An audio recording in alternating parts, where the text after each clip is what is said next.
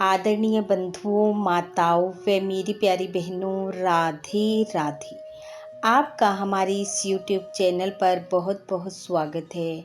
बंधुओं, आज हम इस वीडियो में अजा एकादशी की कथा सुनेंगे, जिसे सुनने सुनाने से भगवान श्री हरि की कृपा से अशुभ कर्मों का नाश होता है, भाग्य उदय होता है, व मनुष्य सभी सुखों को भोगकर अंत में मोक्ष को पाता है। कथा सुनने के बाद यदि आप हमारे चैनल पर नए हैं तो कृपया हमारे चैनल को सब्सक्राइब करें, बेल आइकन को प्रेस करें ताकि हमारी वीडियो की नोटिफिकेशन सबसे पहले आप तक पहुंचे। वीडियो को शेयर व लाइक भी जरूर करें। बंधुओं, भाद्रपद माह के कृष्ण पक्ष में आने वाली एकादशी अजा एकादशी के नाम से जानी जाती है। एकादशी का व्रत भगवान श्री हरि को सबसे अधिक प्रिय है। अपने जीवन काल में मनुष्य को एकादशी व्रत जरूर धारण करना चाहिए। इसे धारण करने से अशुभ कर्मों का नाश होता है, वे शुभ फलों की प्राप्ति होती है। श्री हरि की कृपा से जीवन में सुख समृद्धि व ऐश्वर्य को भोगता हुआ मनुष्य अंत में मोक्ष को प्राप्त करता है।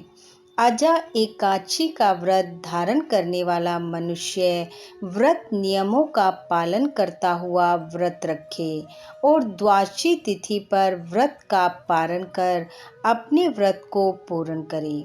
एकादशी वाले दिन प्रातः स्नान आदि कार्यों से निवृत्त हो स्वच्छ वस्त्र धारण करे, भगवान श्री हरि व माँ लक्ष्मी का पूजन करे, धूप दीप से आरती करता हुआ भगवान को भोग लगाए।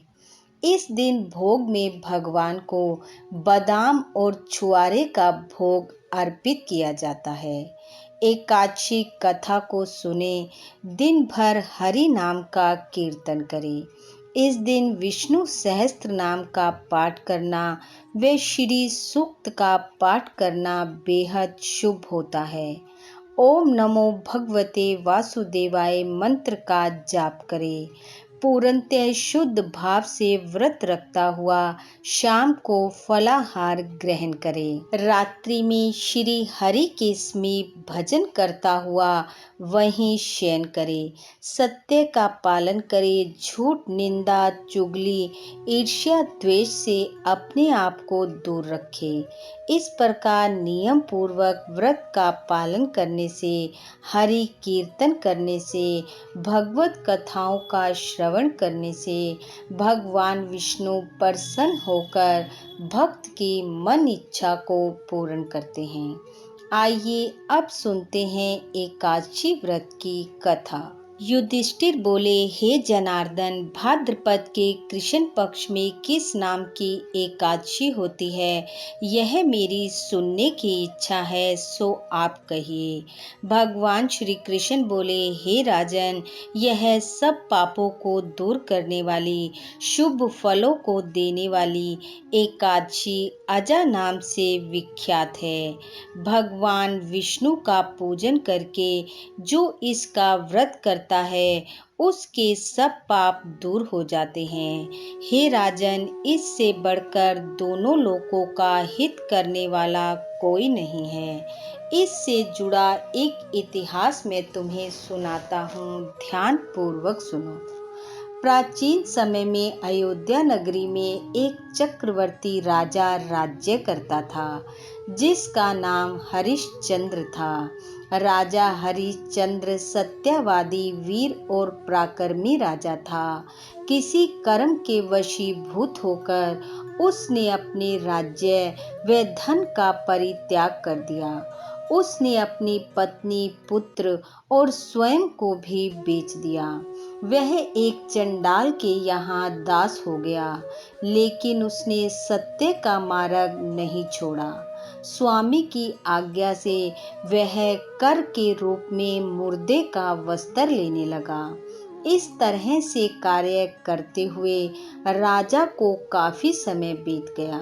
लेकिन इस कार्य को करते हुए राजा का मन बड़ा दुखी होता और वह इस कार्य से कैसे मुक्त हो विचार करने लगा। वह सोचने लगा कि मैं कहाँ जाऊं, क्या करूं, मेरा उद्धार कैसे होगा। इस प्रकार शोक सागर में डूबे हुए चिंता युक्त दुखी राजा के पास परमात्मा की कृपा से गौतम ऋषि पधारे। ऋषि को देखकर राजा ने उनको प्रणाम किया और हाथ जोड़कर ऋषि को अपने दुख का वृत्तांत बताया और कहा कि हे ऋषिवर, मेरे दुखों के अंत का उपाय बताएं, जिसे अपनाकर मैं अपने पापों से मुक्ति पा सकूं। यह बात सुनकर ऋषि ने राजा को कहा कि तुम भादो माह के कृष्ण पक्ष की अजा एकादशी का व्रत करो, कथा का श्रवण करो, जिससे तुम्हारे सब पाप नष्ट हो जाएंगे।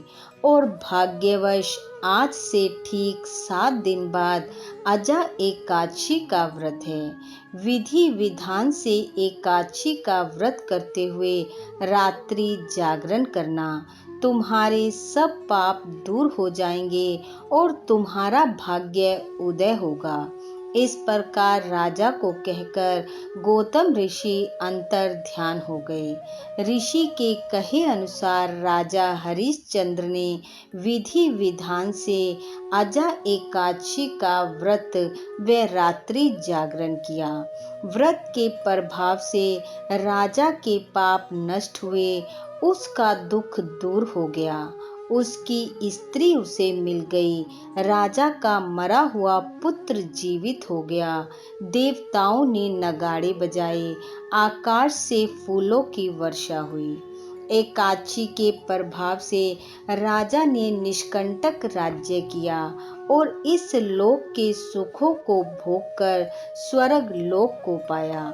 इस व्रत के प्रभाव से जो कष्ट बहुत वर्षों तक भोगने योग्य हैं, वह शीघ्र ही नष्ट हो जाते हैं।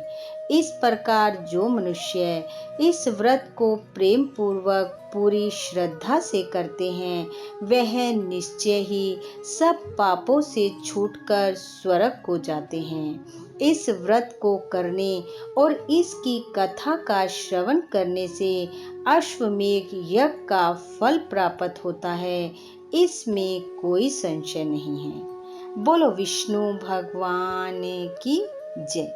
बंधु, भगवान श्री हरि की कृपा आप व आपके परिवार पर सदैव बनी रहे। आपका घर आंगन खुशियों से महकता रहे। इन्हीं शुभकामनाओं के साथ आप सबका बहुत बहुत धन्यवाद। राधे राधे।